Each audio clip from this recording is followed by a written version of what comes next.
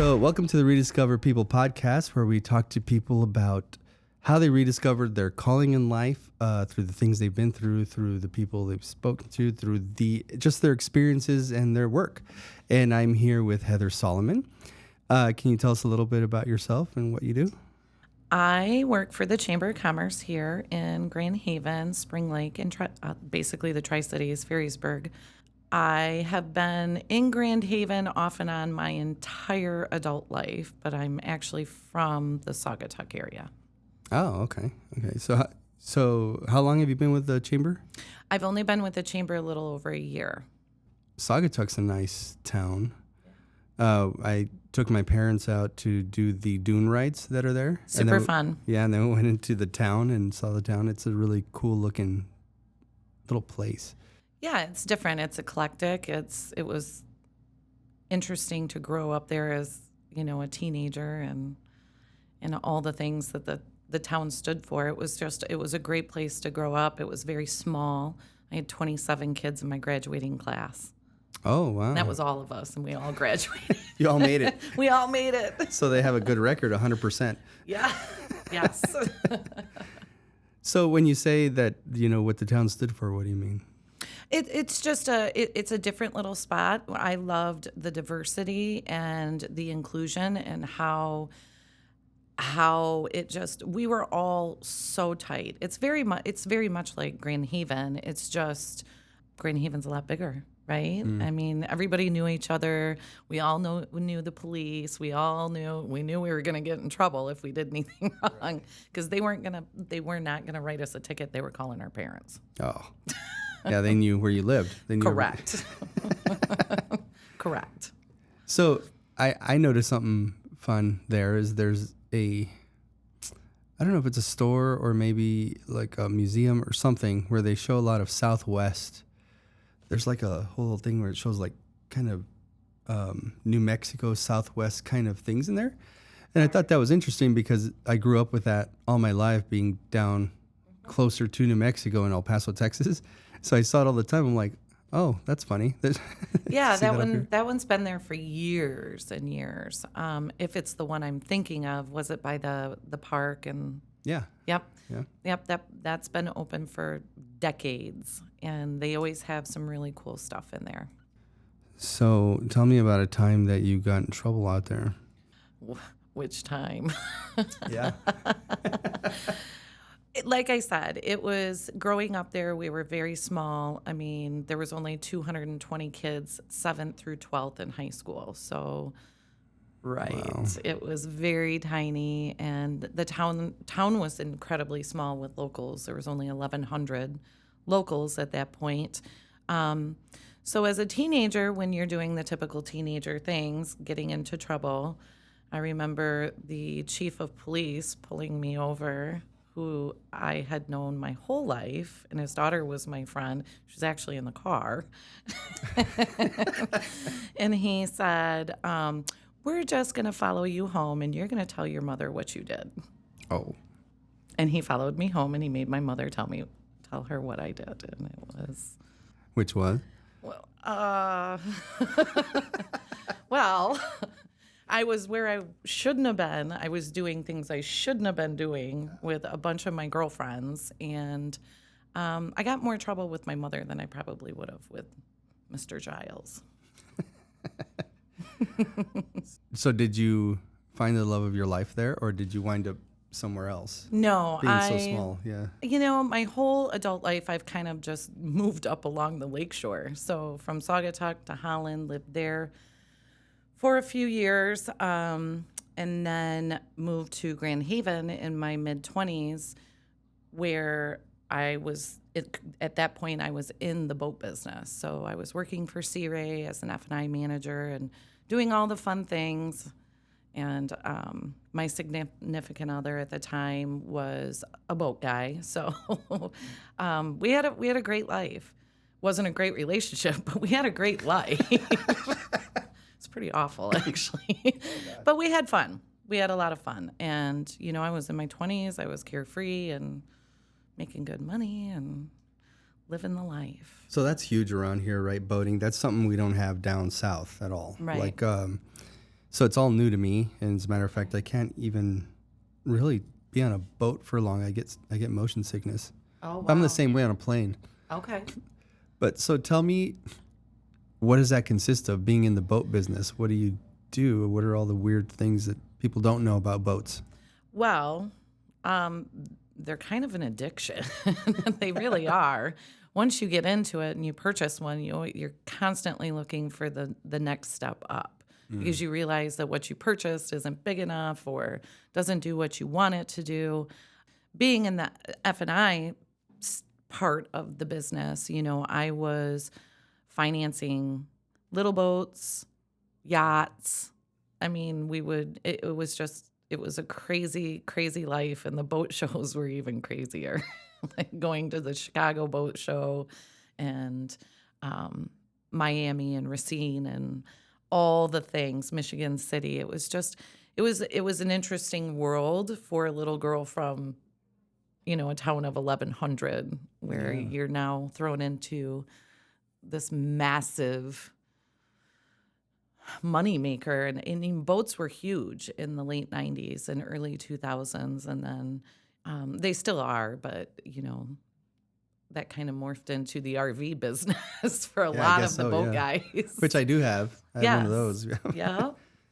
So it was, for my 20s, it was just a great way to see things and, experience new cities and new cultures, really. I mean, because it's a lifestyle. Boating is not a hobby, it's a lifestyle. And that was the biggest thing that I learned. So did you meet a lot of important people in those times? I did. I met some celebrities. We sold some boats to I think my favorite was Chris Farley, and he bought really? this. Yeah, he bought this little tiny 14-foot jet boat. And when we sea trialed it and we got him in it, he's like, something's wrong with the boat, because the boat was on an angle. We're like, Chris, come on now. It's a 14-foot boat. But he loved it, and that was just super fun. I met Don Johnson and Danny Glover through powerboat races. It was kind of a cool time. Chris Farley. That's so cool. Yeah. So where did he came up here to buy that?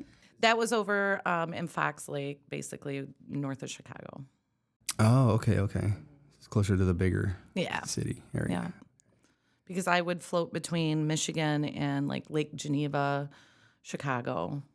So when they needed help, I'd go over there too. Well, that's quite a life for a 20-something-year-old. Yeah. Yeah, it was fun. It was fun. So were there a lot of parties on boats and things like that? Oh, Lord. Yes. Yes. Big parties. I mean, we had them on our boats too. We would be, I remember one year we took out, when Hooters was still here in Muskegon, we had basically a pace boat or a poker card boat for the big poker run, Smoke on the Water here in Grand Haven. And I had 20 some of those girls on our boat for the day. Oh my, that was a mess. Was this in the 90s? Or when? It was probably 2000, 2001, somewhere in there. Holy crap, that was a long time ago. So how does a poker run work on boats? There's always a starting point and an actual, trajectory of where you're going. So it would start here, run down to Holland with stops along the way to get their cards. And that's basically a poker hand. Who has the best one when you get back? Oh, that's cool. It's usually for a charity. Okay. That's how they're typically run. So after you were doing all the boating stuff, what'd you do in life? Well, then I grew up a little bit. Stop partying so much? Stop partying so much. Then I went into basically the real estate world, and I was in mortgage lending for years, for about, 5 years. And that transitioned into title during kind of the crash of 08, 09. So I was in title for many, many years and Learned a lot and loved it. It was always something new. I definitely grew up during that period. It was a different world where you're not partying, you're not doing these huge events. You're handling somebody's largest purchase of their life, and you also get to watch that excitement and that happiness. So it was Yeah. great. It is a weird thing when you're like having so much fun and then the life hits you and you've got to grow up and then it's there. But I see you having fun now. Oh yeah, I have fun wherever I go. Yeah. I do. And then from, basically the title piece of it, I met my my my husband, and him and I we got married, and he had kids, and then we had my daughter with him, who's my only. But then it's real life really hits you, and hey, it's time to make some serious money. We got Yeah. we got college and hospital bills, and orthodontics, and we have all these different things. So that was an interesting piece. And I've always been heavily involved with like the philanthropical side of the communities that I live in, because that's kind of what feeds your soul, right? Yeah. You work to pay the bills, but you do the other things Yeah. to put your head down on your pillow at night and really, really feel good about what you did and who you helped and if you made a difference. So I was married for about 10 years, and then that dissolved. That's a nice way to say it. That dissolved. And I think that's really where my rediscover point came in, and really focusing on myself for a few years was after we split. And we had 2 years prior to that moved up to Norton Shores, and I had found my dream home and remodeled it. And, then wham, hey, I want a divorce and we're selling the house. And I was, oh, okay. Which was devastating at the time, but it turned out to be the best thing ever, and that's really kind of where my whole adult life shifted for the better. I mean, I had been on a great path, but let's face it, if a marriage dissolves, there's issues, right? Yeah. On both sides, not just one, but Sure. and that was my opportunity to come home again to Grand Haven and do Grand Haven the way I wanted to do it. So that's what I did. We sold the house and I moved back with my daughter to my village of people and my village of support, where my friends, and I don't have family here. So my friends are my family, and I am so incredibly blessed to have the group that I do. And it's incredible. I'm surrounded by an enormously strong group of women who, they're queens. They uplift, they support, they're amazing. That's so awesome. Did you find yourself, I guess, figuring out who you were again?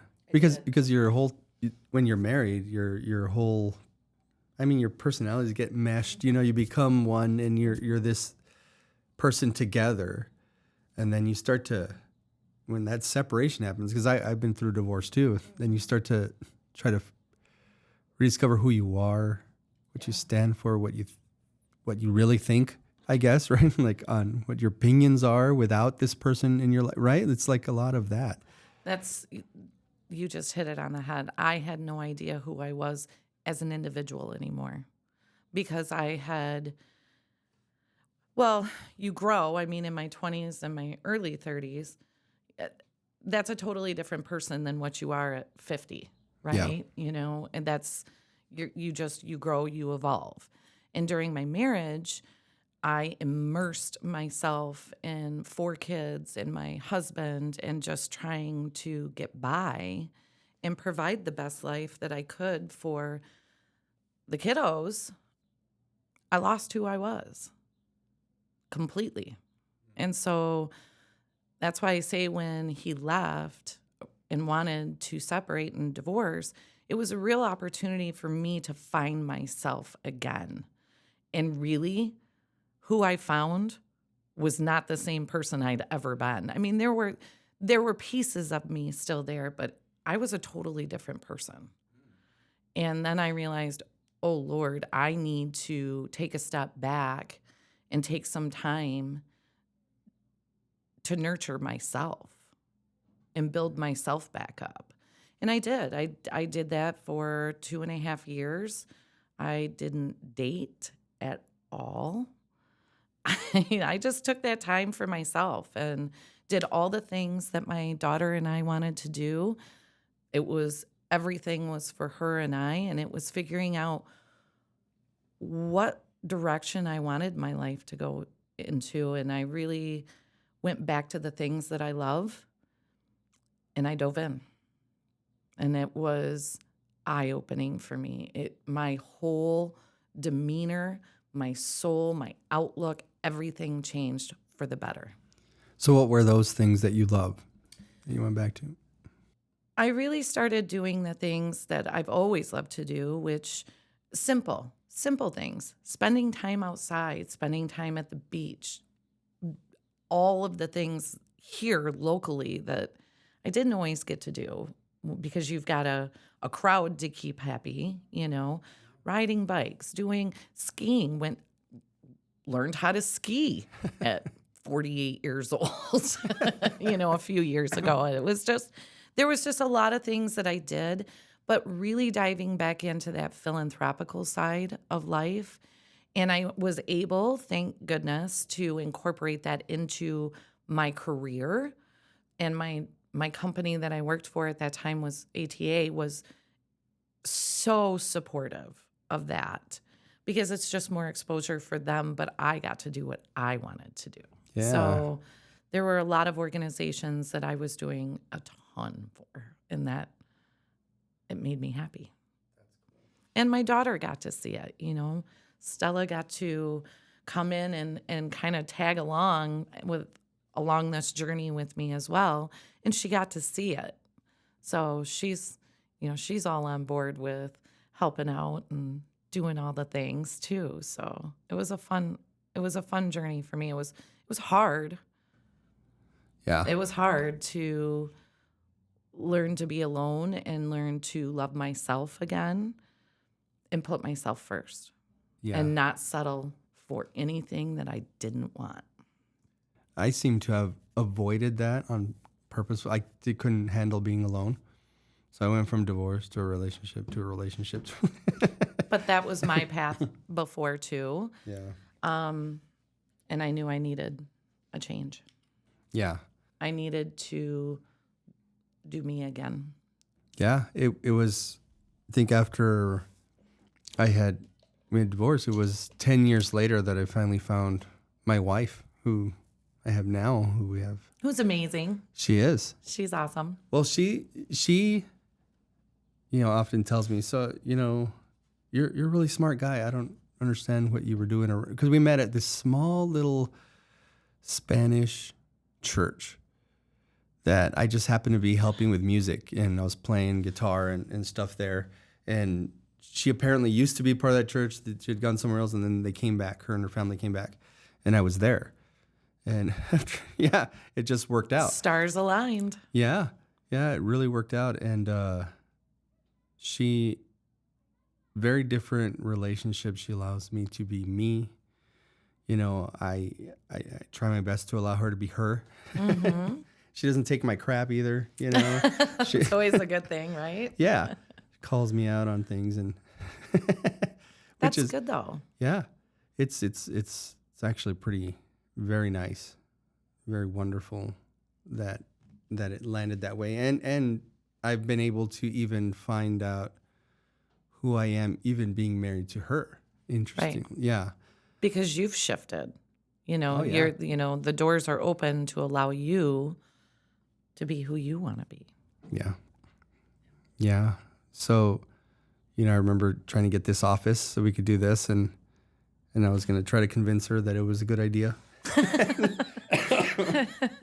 And I had to put together a whole, no, look, here's the financial plan behind it and that kind of thing. And she's like, you're going to get it anyway. Just do it. Just do it. But she's been the one that's helped decorate this. And she did a great job. Yeah. I told you when I walked in again, I've been in here multiple times, but it's just good vibes when you walk through that door. Yeah. It feels good. It's comfortable. It's natural.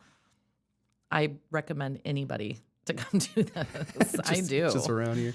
It just has a lot to do with my personality. Like even this music area that I have right over here, that's me like in middle school. All my music and my records and that whole thing and people love to just go sit there. Right. You know, I was thinking about this place like, oh, well, this would be a cool place to just people come and just work together and whatever. If you need another space to be in a different place, just come sit here and work. You know, just collaborate with one another and network. Yeah. That's great. Yeah, yeah. So how did you get to the chamber? It's an interesting story because I was not looking for a job change. I loved my company that I worked for. They always joked that I lived, breathed, and bled ATA title, which I did because I loved it. They're a great company. I had amazing coworkers, so I had no intentions of leaving. But someone very dear to me here in Grand Haven said to me that I absolutely needed to apply to the chamber for a position that was available, which was director of membership in sales. I said no. Yeah. And she said, no, you're going to. She also happens to be my pseudo mom. Yeah. So, you know, push came to shove, and I sent my resume in, and then went in to do the interview, and really, I don't know that I was really trying that hard. You were trying to botch the whole thing? I wasn't trying to botch it, but I wasn't trying that hard to get it either. Yeah. And I got it. And, you know, it was bringing me closer to my community. And it was really the shift because the pushback for me was I loved my philanthropical side. And with the chamber, they're a division of a nonprofit. So that made me give up a lot of my philanthropical things that I was doing, raising money. And I wasn't allowed to do that because you just can't, you know. And that was my argument to my mom, you know, my adopted mom, I should say.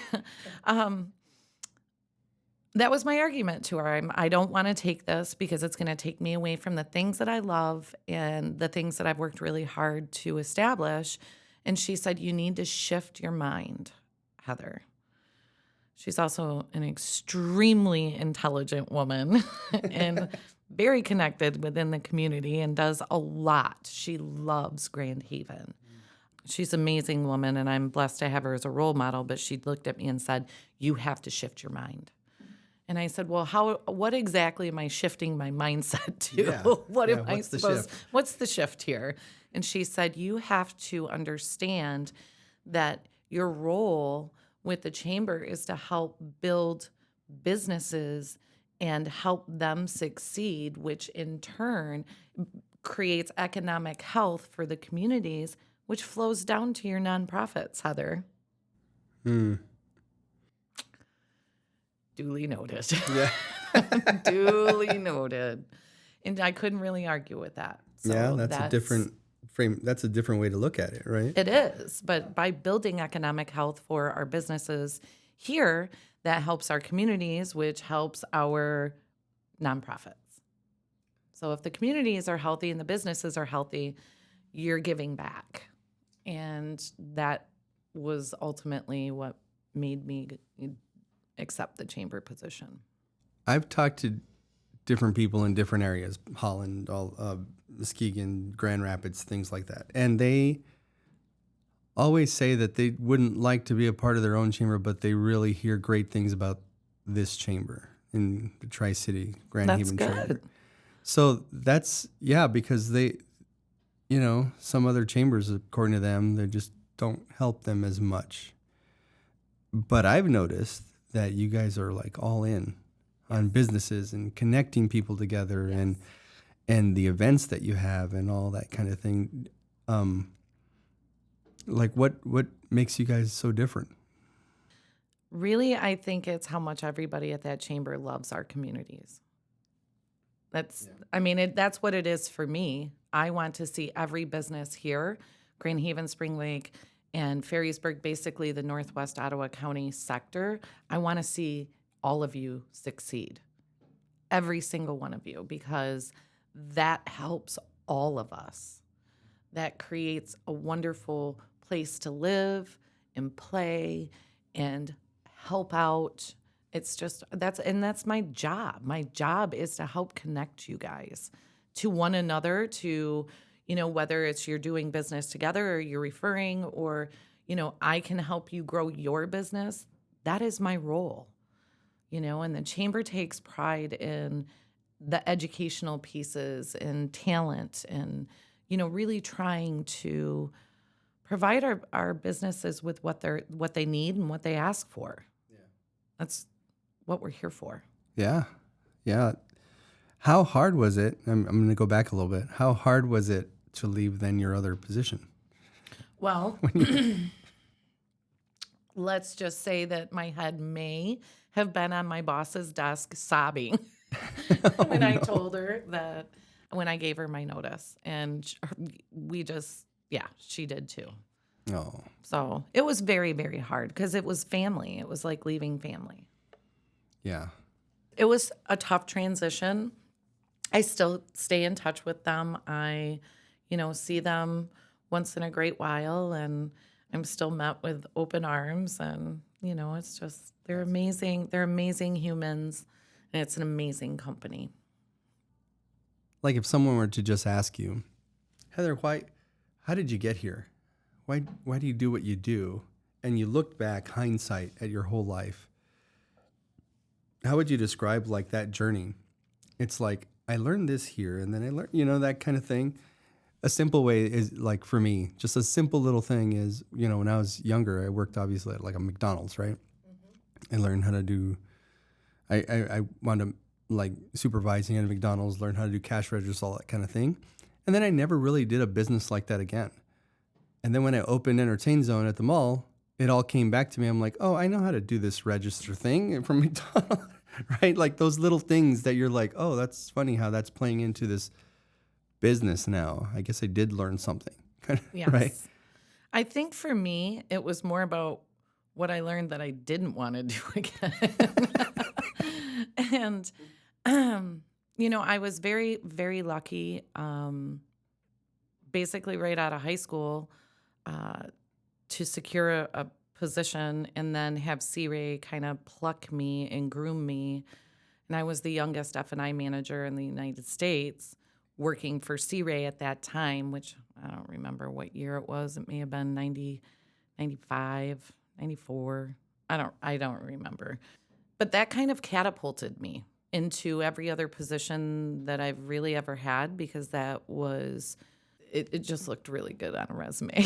Sure. It did. Yeah. Let's put it that way. And sales is sales. And I've always been good at it, I think that's really where my life took a turn in a direction. That being said, but I really go back to, I learned what I didn't want, right? So you kind of naturally transition from, like, for me, naturally moving from F&I into mortgages. It's now you're financing a home instead of a yacht. Then, going into the title side of a real estate transaction. I was already quite familiar with title because I worked hand in hand with them on the mortgage side. It was just natural transition throughout the years. And then, I think subconsciously I always knew I wanted to raise a family here in Grand Haven. I spent my early adulthood here, and that looks very different, and it did back then in Grand Haven. It was just a very different life. It was wild and crazy and fun, and meeting lots of new people. But really, when it boils down to it, I knew I wanted to raise my daughter here. And that was maybe the goal all the time, just subconsciously. So we came back here when she was just about a year old. Oh, okay. It was, and we've been here ever since, except for that quick stint in Norton Shores. So, and then we've been back now for 3.5 years. I didn't even know where Michigan was on the map when I moved. You didn't know here. the Mitten? I didn't even know the Mitten. Didn't know any of that Goodness. stuff until we were here. and we came up here for a job. Like El Paso, we weren't doing so well that we moved 1,600 miles up here for like a $45,000 a year job. So you were doing really great. Yeah. Yeah. So moved up here in November of 2015. Like my daughter had her first year birthday Yeah. also. And then we had her birthday party on Sunday and then drove away on Monday. And with the van full of all our stuff and just made our way up here. And didn't know anybody either, nothing. Got in and it was snowing and dark. So Welcome to Michigan. April, my wife, didn't even know what it looked like, really, technically. When I had first come up here and got offered this job, I got to see the water and I got to see everything. I was like, whoa, this place is insane. We kind of had the conversation and just said, well, worst case scenario, doesn't work out, and we just go back. Who cares, right? 9 years later, we're still here. Well, we're glad you're here. We love having you here. And I think it's really hard once you have a taste of, I've traveled all over the country, and I think the only other state that I love as much as Michigan is probably California. Just geographic wise. I mean, you've got your topography, you've got your mountains, you can ski, you've got your beaches, you've got all the things like we have, right? But I do enjoy swimming in fresh water where nothing will eat me. Yes. I do enjoy that. I'm not a saltwater fan, and my significant other now will probably kill me for saying that, but I'm just not a fan. No, it's beautiful, and my wife often sits there and says, "Wow, it must have been wonderful to grow up here." Right. And that's what she wants now for our kids, right? Like we at one point we flirted with the idea of going back. Now it's like, no, we're just bring your family up here. Yeah, well, we slowly are. We're slowly bringing them all up here. Yes. My parents won't come because they own their house and that's where they want to be. But okay. They're here now. Like they're visiting right now. They visit all the time. So I love that. Yeah, your parents are wonderful, by the way. Oh, thanks. Yeah. They are wonderful. Yeah, they are. They're great supporters of everything that we do.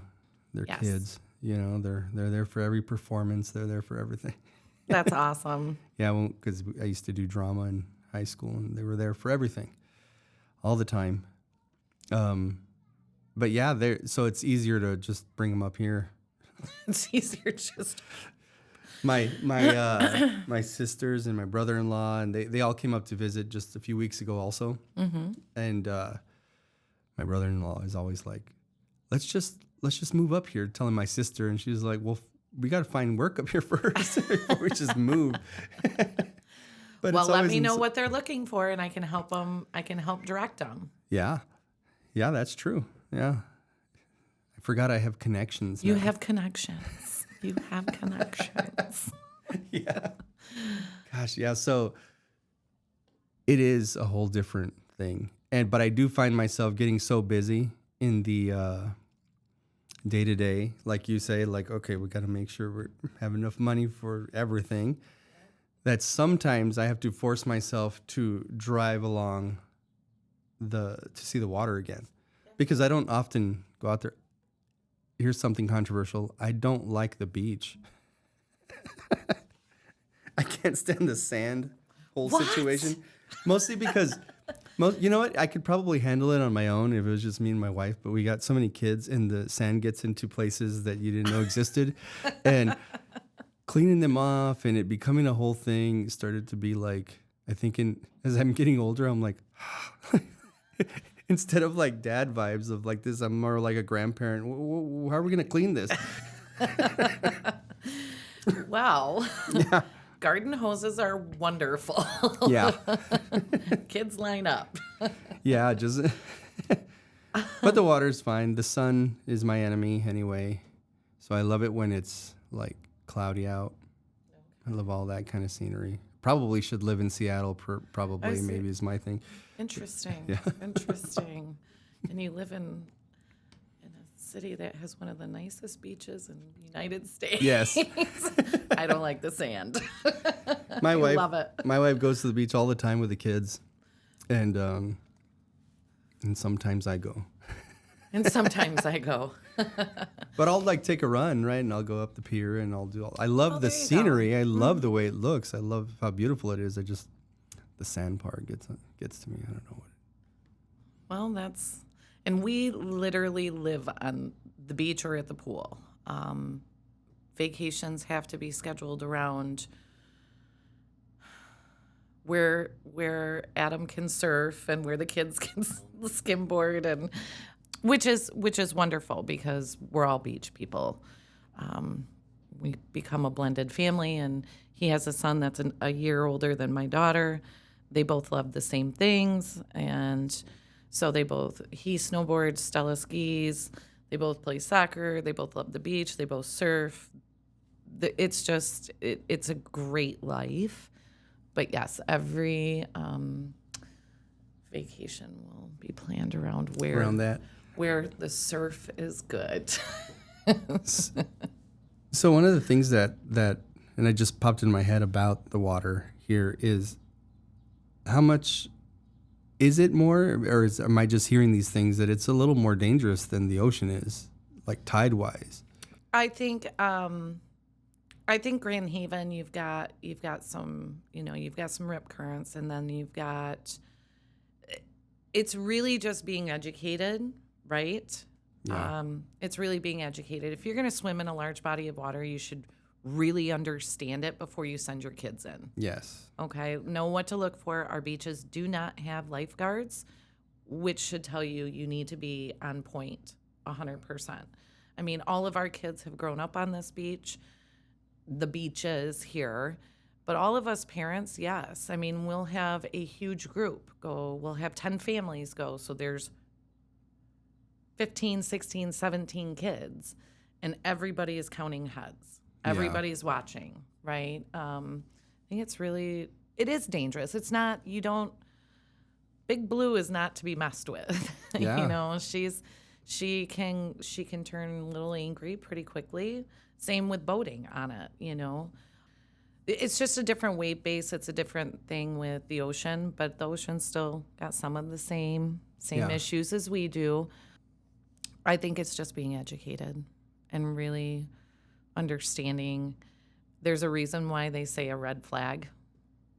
Yeah, that you put out there. Yeah, I get it that we see surfers out there, but those guys have been doing it their whole life and they understand exactly how to do it. Kids are different.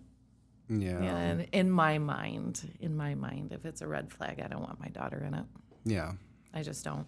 Yeah, that always worries me. And then I started researching that there's a Lake Michigan triangle. Have you heard of that? I have. Is it real? Is it even a thing? Or it just happens to be the middle in a weird place? It's in the middle, and you just got, are you talking about like no reception and where some boats have been getting lost, like they've gotten lost there and that kind of thing. Well, let's watch how fast a storm can blow up on Lake Michigan. Yes. And you can go from a couple foot little rollers to really big waves, and the wave base on Lake Michigan is very different than the ocean. Shorter wave bases, sometimes there's chop on top of those waves. It can get nasty. It can get really nasty out there really quick. Yeah, I'm super impressed when people take their sailboat across to Wisconsin. I'm like, oh, that's so scary. Yeah, it's scary. You don't know what's going to happen in the middle of that whole thing. It's always smart to cross with multiple boats. Yeah, I think that's. You know, that's not everybody does, but it's always smart to at least cross with one other. Yeah, yeah.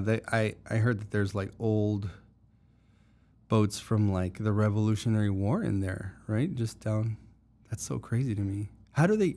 There's so many shipwrecks in the Great Lakes. It's actually pretty cool. Not that Not they that it happened. wrecked, but Yeah. I don't remember the exact number. I just heard it not too long ago, but I was absolutely shocked at how many that they found, between Lake Michigan and Lake Superior. That's crazy. There must be a way from the ocean to get in, right? Yes. Other than Niagara Falls. Is there another way? Yeah. Yes, you can get it over on the East Coast. They just you don't fell have in. you don't have to take the falls. Oh, okay, got it. Yeah, a friend of ours, who has since passed, they used to take us on a boat. Well, you might know them actually, like Paul and Gwen Bierman. I do know that name. They took us out on the boat. It was our first time on a boat. And it was our first time seeing a whole different side of Michigan, because you're going down these rivers and you see everything completely different, like than you do on the road, right? And I didn't even know where we were, and then suddenly we're popping out in Spring Lake, and I'm like, what? Where are we? It's just so weird. It's so different looking and so impressive. It is beautiful. It is beautiful. I just wish I didn't get seasick all the time. Yeah, that would be detrimental to a boat ride. Yeah. I would feel. To true enjoyment of the boating experience. I think I don't ever go to a doctor for it. I should probably just go find out what the problem is. It's probably some inner ear thing or who knows what. Could be, or you could just get motion sickness. Yeah. Yeah. But there's Dramamine for that, or those little wrist bracelets. That's true. I've never tried the bracelet. I've never tried it. I don't get sick, so neither have I. I've heard they work. I've heard that they work. So I have a big question for you that I'm trying to always ask people. And it's going to mean whatever it means to you. Okay. So what is your spiritual dream? I think my spiritual dream would be, and I feel that he has walked with me my whole entire life. And I would like to be better at being open to a higher power, that I feel like angels walk with me every day. And there's my parents. So I think it's real. I know it's real. And I believe. I have not done a great job at spending the time and the focus that I feel like I need to. And I haven't done a great job with sharing that with my daughter. And that is something that I would really like to support and grow. You mentioned just now your parents. Did they pass away? Oh, I'm sorry. Yeah. Has it been a long time, or has it been more recent? Well, my stepdad passed, who was really my dad. He passed away 25 years ago, and my mother passed away 5 years ago, and my mom was my best friend. So Sorry. it was my dad was diagnosed with cancer and lived 9 months. And he was very young. He was very, very young. Very fast. Yeah, he was only 40 when he passed away. But I think we had our time to say the things that we wanted to say, right? Knowing that it was terminal, and it still didn't make it easy, but I feel like we had the time to say the words that we wanted to say. My mom was very unexpected. And I just, I really struggled for many years with my dad, and I still struggle with my mom. But I feel like no, I know they're here because I wouldn't be in the place that I'm in without them. And I really think that they were supportive to me taking that time to nurture myself, if that makes sense. Yeah. If that makes sense. Did they raise you believing in a higher? Yeah. Yes, they did. And Did we go to church every Sunday? We did not. But 1,000%. okay. Yeah. It's interesting when you ask that question to people. It means so many different things to that Right. every person. Yeah. And I feel because I've always had faith. I've always believed in, you know, in God. And I pray every day, but I don't feel like I do enough. Does that make sense? yeah. I don't feel like I have put the time and effort that he deserves. Hmm. Okay. Yeah. Makes sense. Yeah. I think you know that I'm like a believer. Of course I do. And I love that. Yeah. I think the best part for me is that because I've been, whatever it is that you think you did as a kid, I think I was worse. I'm just afraid to give out specifics if my daughter ever hears it. Right. Yeah. No, Well, I you get did it. this, Ma. I get it. You know, I have older boys and they've gotten in trouble too. And I always, I feel so bad for my parents. You see how great they are. But I was Yes. bad. And I always think, well, at least, you know, my older boys aren't as bad as I was at this age, right? Like Yeah.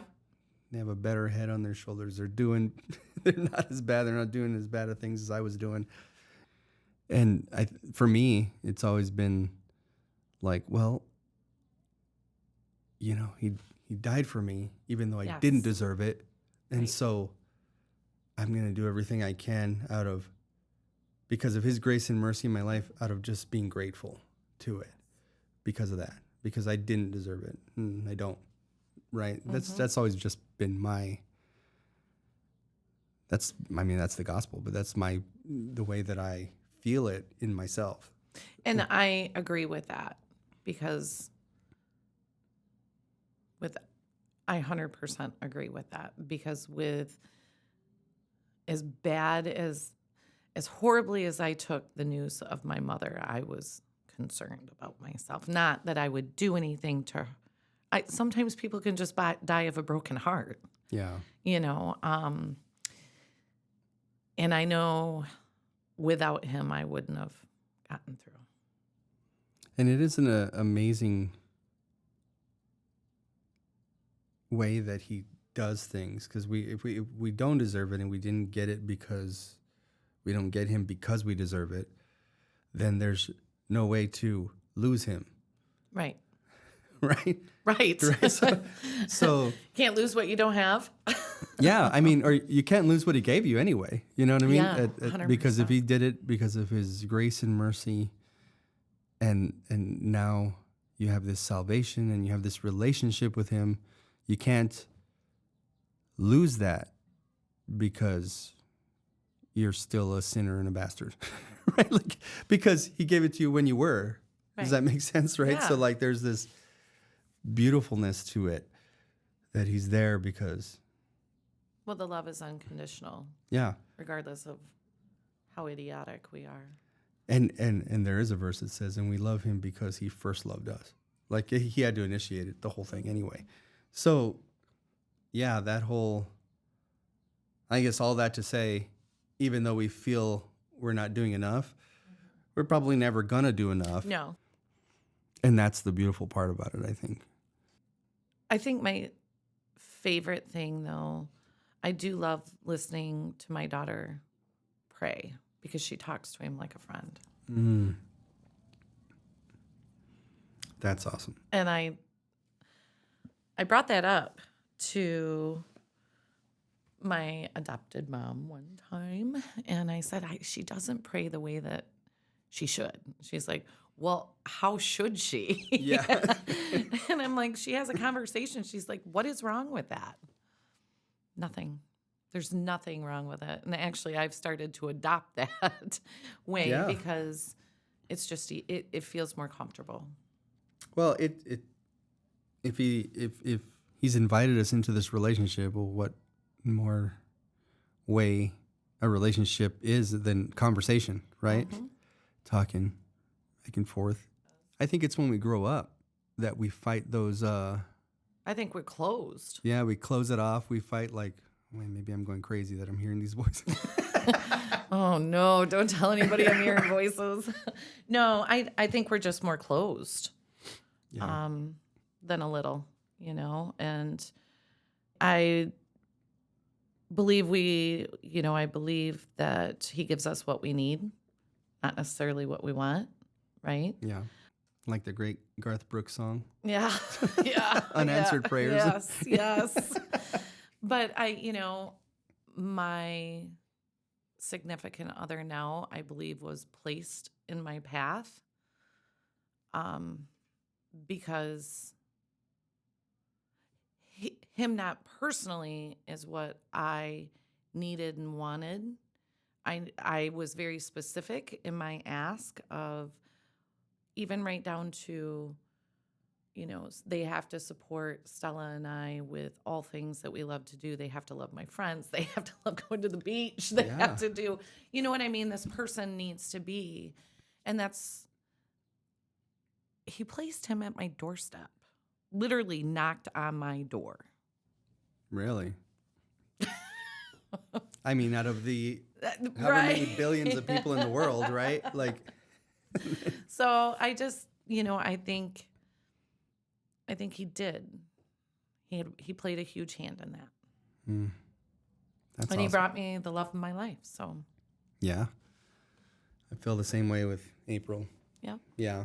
Like, she was who I needed when I needed it. She also says, by the way, that at the time she was looking for someone, she had her list. Right. It's got to be this, he's got to be that, he's got to Yeah. be that. I'm sure that I didn't make the full list, but it was good enough. You made a lot of the points, Yeah, I guess so, obviously, yeah. because you got her. And that was, so we all have those lists. And it's, I used to sit on my girlfriend's front porch and she's like, well, you're not going to meet somebody sitting on my front porch on Friday and Saturday nights. And I said, yes, I am. And that's what I kept telling him. He will come to me. Yeah. And I truly believe that. And that's exactly what happened. That's awesome. That's cool. It's crazy, but it's nuts. It's nuts too. Yeah. So, and I did know him prior, but never in a million years envisioned a relationship. Wow. Never. Wow. Crazy. Yeah. But I think that there's powers that be that help that out, right? Mm-hmm. I think so. Because she's what you needed and he's exactly what I needed. Yeah. Absolutely. And that was, I thank him every day for that. I do. That makes it into one of my prayers every day. Yeah. Yeah. It does. Really? Like, yeah, To be supportive and be supportive of my daughter and show her healthy relationships is critical. It's critical. Absolutely. Yeah. There's a huge, vast difference between kids that see the broken part and kids that see, look at this healthy relationship. Love and respect. Respect is huge, Yeah. and that's what he shows her every day.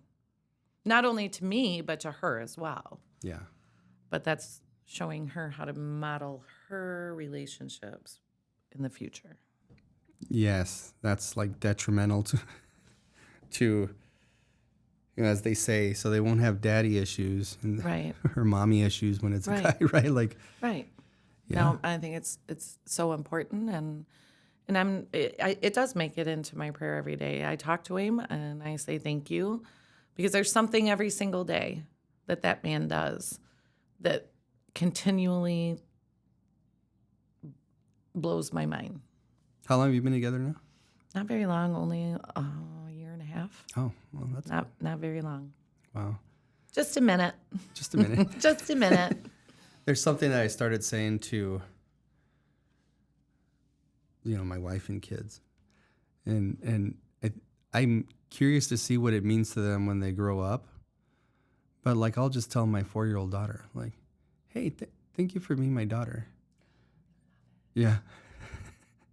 I say something similar to Stella. I say, I get to be your mom, and I'm so thankful. Yeah. Because when you start to look at it that way, you do. You're blessed to even that these people are even in your life. When you think about like others that might not have that, or where you could have been born anywhere. You could have been born anywhere and met any other number of people and had a whole completely different life, but you get to have this one.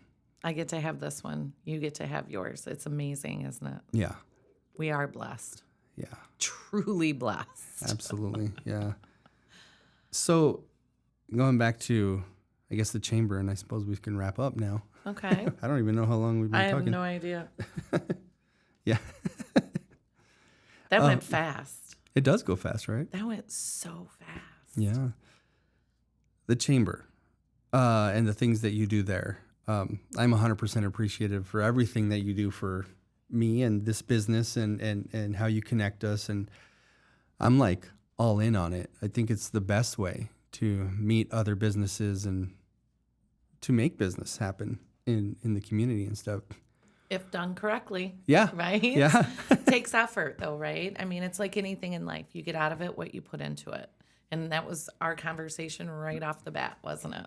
Yeah. It was something I said, I can't do it by myself. I can't make it happen. But you jumped in. You jumped in. You started doing the connections. You started networking, and that's really key. Yeah.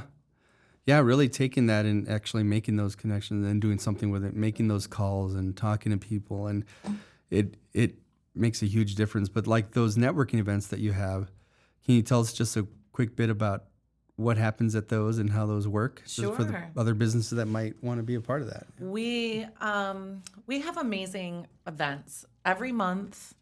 We have early bird breakfast, which just in short is kind of like putting your thumb on the pulse of the communities that we live and work in. We have local elected officials, we have school boards, we have superintendents, I should say, local nonprofits, different businesses that present during this very, very structured once a month event, September through May. It's in the morning. It's like 7:15 to 8:45. So short times. You're getting a power pack full of information from those. You're meeting some amazing community business leaders at those. The bashes are held once a month, every month, and those are more laid back. You've been to multiples of those. That's a great networking tool. They're from 5 to 7 once a month, and we hold them at a different members' business location each time, which is super cool because then you get to see the business, meet the owners, and then as well as really network. And that's what everybody else is there for. They're all there to do the same thing. So, you're not walking into a room alone, I guess is my point. Well, and then you have those ambassadors that'll take you around and Yeah. make you meet people. I'm the kind of guy that sometimes I'll just stand there. Yeah. Yeah. But they're so good at just, come here, Wally, I want to have you meet somebody. And then it just works perfectly. Yep. And that's our ambassadors are, I cannot praise our ambassadors enough because they are the face of the chamber. We can't do this all by ourselves. Our staff is too small. And we have the most amazing ambassador council on the face of the planet. And I'll stand by that statement. I'll stand by that statement. And they do a great job helping to connect businesses to other businesses that, really there would be a great opportunity to grow within that connection. Then we have networking at noon, which is, I know I call it this, and I probably shouldn't, but it's like speed dating for business. It's awesome. It is like that. It is like that, it's really isn't cool. it? Yeah. So that's really structured too, and everybody is there to do the exact same thing you are once again. You sit at a table with 5 other businesses. You each do a 2-minute spiel, and you get contact information. You get up and you move. You do another table, and you just keep doing that until the time runs out. It's a great way to put faces to names and warm follow-ups, warm referrals. So those are great. That's a great tool. Because of that, networking at noon is how I believe someone from Blue West Properties was there at one point. And then Megan Heritage from Blue West was talking to one of them about like, oh, I'm trying to do this podcast. She's like, why don't you go upstairs? There's a guy that does it right up there. And in fact, he's in your husband's old office. Yeah. And she's like, what? And, Yes. and that's how we got connected. So you never know how it connects, and it works. It was really cool. That's a cool event. I think I got there late, though, the last time you had it. We'll get there on time. Well, what time doesn't it start? What time does it start? It starts at 11:30 on the dot. See, that's the networking at noon thing threw me off. I showed up at 12 and I missed the food. Is what it was. No. So we got there like right on time to sit down and hurry up. And Well, next time it's 11:30 to 1 is Okay. the time frame. And there's one coming up. It's August 20th. yeah, So get yourself registered. yeah. And then you have other ones where there's like teachings happening, right? Like other events that are. We have leads groups in the mornings. There's 5 different leads groups, but then we also have HR roundtables. I always say HR. That's one of them. We have a multitude of different roundtables where it's peer-to-peer. You meet once a month, and truly it's bouncing ideas off of each other.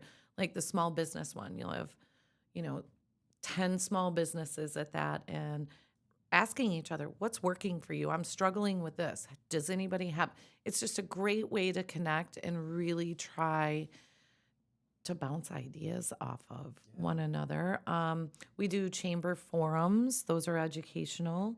I'm in the process. I'm really wanting to get up and running a online webinar once a month for our businesses to provide a tool for free to put in your toolbox. We're always trying to provide something of value, right? Your time is money. Your time is important, and if you're going to spend the time, you need to get something out of it. That's really how my brain works. I think it's 100% worth it to be a part of this chamber. Yeah, there's not even a doubt that it has connected me way more. And I've lived here for 9 years. Like, it's connected me way more just in the few events that I've been to with everyone else that has been around. So it's been really good. That's awesome. That's what I like to hear. Yeah. Yeah. So just having this podcast area up here and that kind of thing, trying to get people to see that it's a new way of doing even marketing for their businesses and stuff like that. It's been cool to get that word out at all these events because people are like, oh, give me your card. Okay, we got to talk. And you're doing something so unique, and it's kind of the vision of where things are going. So I'm excited. I know that I think the chamber's coming to do a chamber one. Are they coming in? Yeah, we're going to start September? discussing in September, and then they'll maybe start doing, I can't wait to do it. Yeah. I'm excited. Yeah. I'll come with them for the first time and get them going. Yeah. Sounds good. See, because now you're a pro.